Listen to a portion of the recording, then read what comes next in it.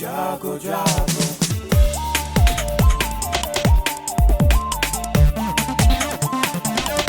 Radio जागो जागो radio जागो 90.4 FM। ये रेडियो जागो 90.4 FM है। अब आप अभय शंकर गौड़ से आज की हलचल सुनिए।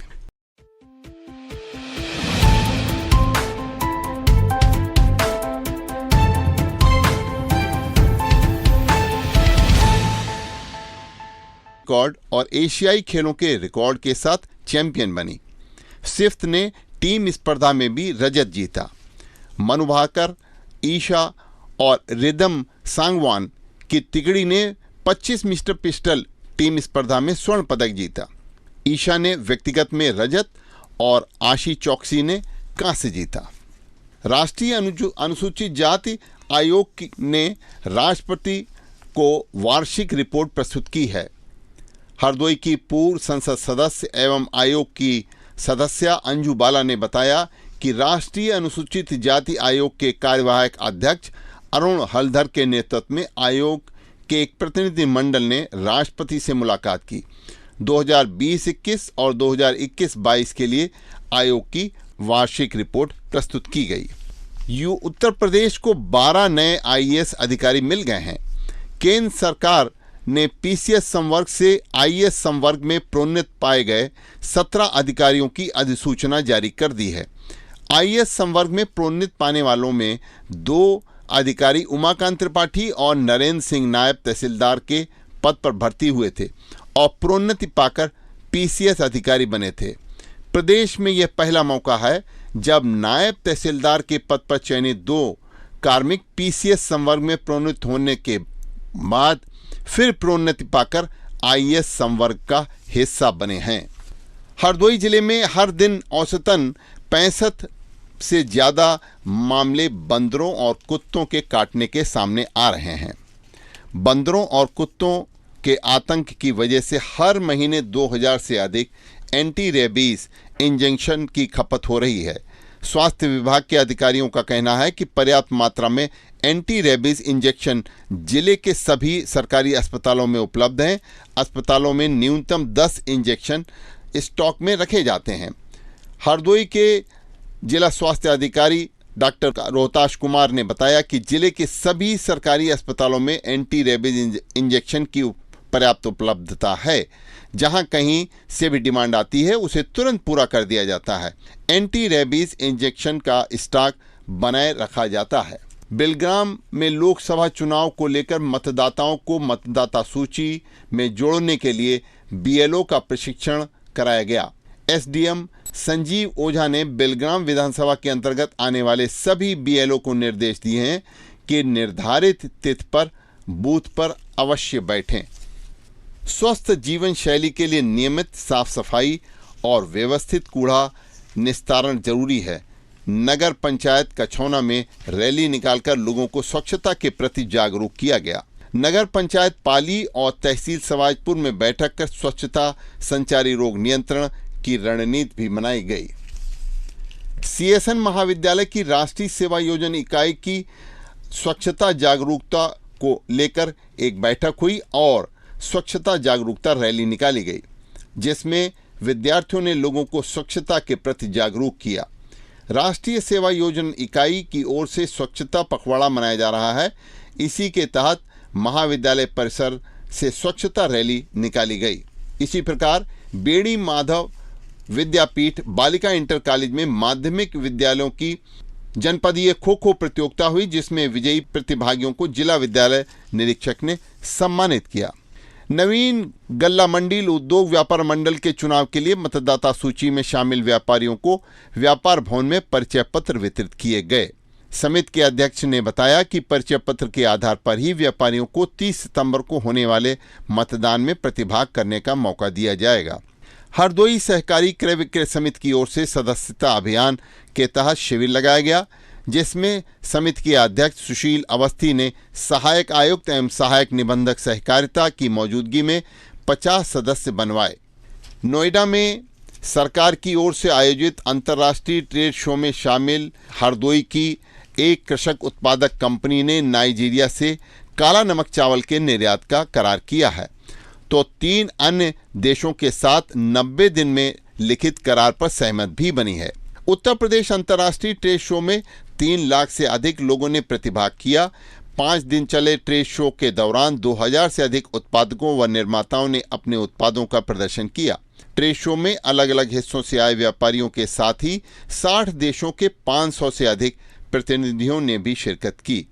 इस ट्रेड शो में भरावन के एक उत्कृष्ट कृषि उत्पादक कंपनी ने भी अपने उत्पादों को स्टॉल लगाए थे। नाइजीरिया सरकार के प्रतिनिधि ने इस कंपनी के स्टॉल पर उपलब्ध ऑर्गेनिक काला नमक चावल में दिलचस्पी दिखलाई और शिपमेंट निर्यात के लिए कंपनी के साथ लिखित करार किया है। ये सभी उत्पाद ऑर्गेनिक हैं। इसी प्रकार हरदोई से आम का निर्यात भी कुछ उत्पादक कर चुके हैं। यह एक सकारात्मक शुरुआत हुई है। कृषि उत्पादक कंपनी की ओर से ऑर्गेनिक खेती के साथ ही तैयार उत्पादों की पैकेजिंग भी हरदोई में की जा रही है। 1 अक्टूबर से शुरू हो रही सरकारी धान खरीद की तैयारियों को अंतिम चरण दिया जा रहा है। जिला प्रशासन ने क्रय केंद्र की संख्या में वृद्धि की है, जिससे क्रय केंद्रों की संख्या 143 पहुंच गई है। इन केंद्रों पर कांटा बांट बारदाना, डस्टर, नमी मापक यंत्र आदि पहुंचने लगे हैं। किसानों को न्यूनतम समर्थन मूल्य दिलाने को लेकर जिला प्रशासन ने 6 क्रय एजेंसियों के 143 क्रय केंद्र बनाए हैं। इनमें विपणन शाखा के 42, एफसीआई के 4, मंडी परिषद के 2, पीसीयू के 46, पीसीएफ के 39 व यूपीएसएस के 12 क्रय केंद्र शामिल हैं। इन केंद्रों पर प्रभारियों की नियुक्ति की प्रक्रिया भी पूरी हो गई है। केंद्रों पर कांटा बांट बारदाना, डस्टर, नमी मापन यंत्र पहुंच रहे हैं। जिला खाद्य एवं विपणन अधिकारी ने बताया कि खरीफ विपणन वर्ष 2023-24 के अंतर्गत धान का समर्थन मूल्य 2183 रुपये प्रति कुंटल व धान ग्रेड ए का 2203 रुपये प्रति कुंटल निर्धारित किया गया है। किसान पंजीकरण कराकर ही इस बार धान बिक्री कर सकेंगे। किसानों को धान विक्रय के लिए खाद्य विभाग के पोर्टल fcs.up.gov.in पर ऑनलाइन पंजीकरण कराना अनिवार्य है। बिना पंजीकरण किसानों को धान क्रय नहीं किया जाएगा। अभी तक 2560 किसानों ने पंजीकरण कराया है। आइए हम आपको ले चलते हैं। हमारी बात हुई है हरदोई की डिप्टी आरएमओ निहारिका जी से। धान की खरीद के बारे में तैयारी जो की जा रही है उनके बारे में बता रही हैं। आप धान खरीद की शुरुआत करने जा रही हैं 1 अक्टूबर से, तो हरदोई जिले में कितने धान खरीद केंद्र अब की बार स्थापित हो रहे हैं? पिछली बार से कितने धान खरीद केंद्रों की अधिक इस बार संख्या रखी गई है और इन धान खरीदों पर कितना अब की बार लक्ष्य रखा गया है धान की खरीद करने के लिए? धान की खरीद करने से पहले किसानों को क्या औपचारिकताएं पूरी करनी है जिनसे कि उनका धान खरीदा जा सके, और खरीद केंद्रों पर क्या क्या व्यवस्थाएं कर ली गई हैं जिससे किसानों को कोई दिक्कत ना आए? अभी आप सुन रहे थे रेडियो जागो।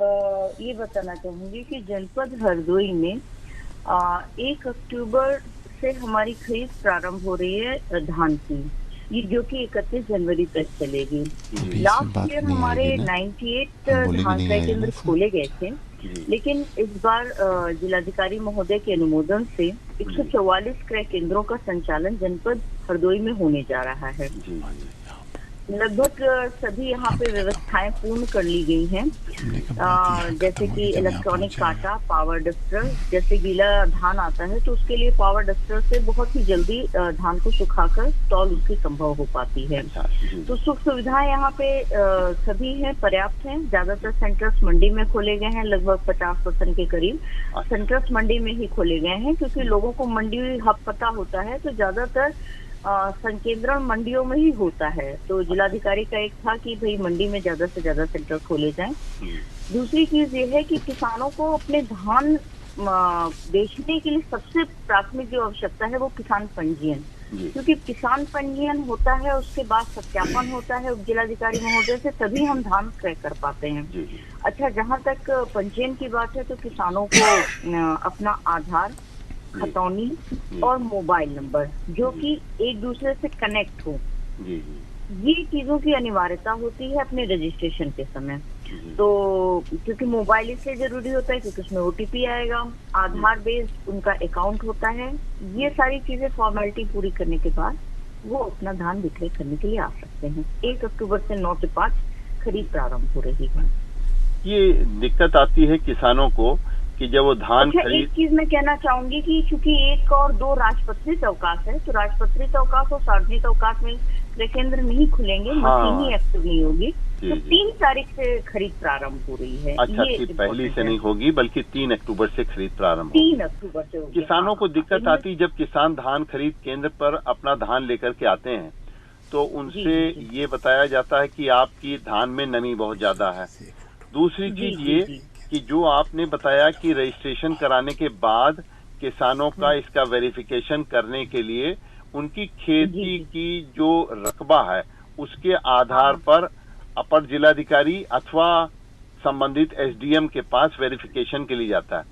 तो इसमें जी, कोई जी, जी। टाइम निर्धारित नहीं है, किसानों को इसलिए चक्कर लगाने पड़ते हैं। इसमें क्या कहना नहीं है नहीं आपका? नहीं, बिल्कुल बिल्कुल ऐसा नहीं होगा। 24 घंटे की इसका क्रय नीति में हवाला है कि 24 घंटे के अंदर इसका कर दिया जाए।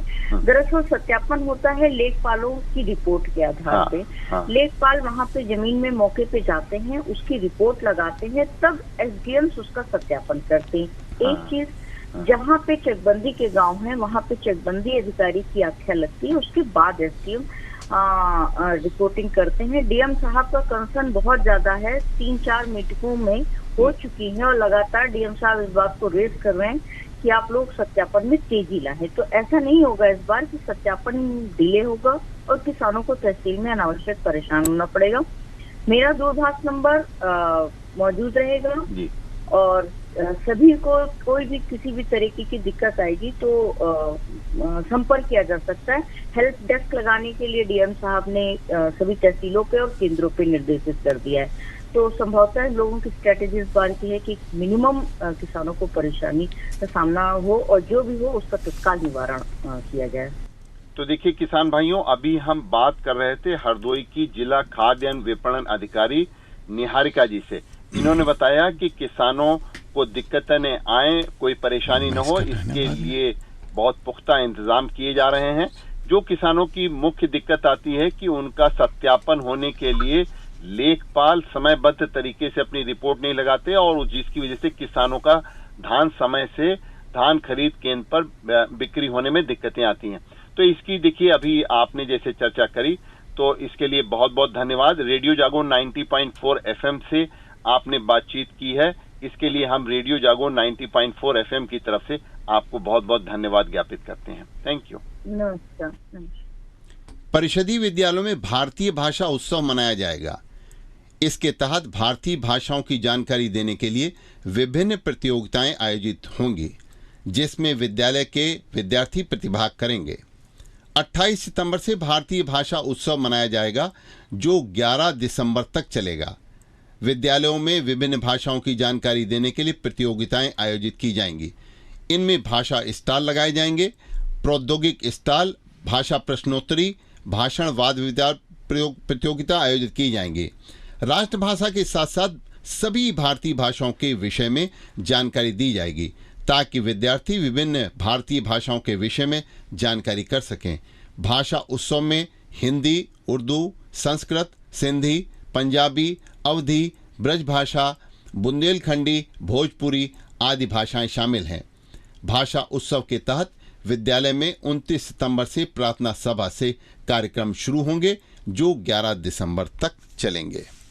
आज शहीद आजम सरदार भगत सिंह की 116वीं जयंती मनाई जा रही है। रेडियो जागो 90.4 एफएम की तरफ से हम शहीद आजम भगत सिंह को श्रद्धांजलि व्यक्त करते हैं और आज रेडियो जागो 90.4 एफएम से शहीद भगत सिंह के साथी और हरदोई के क्रांतिकारी जयदेव कपूर के पुत्र संजय द्वारा सरदार भगत सिंह के बारे में कुछ जानकारियाँ जो उनको अपने पिता से प्राप्त हुई वो दी जाएंगी।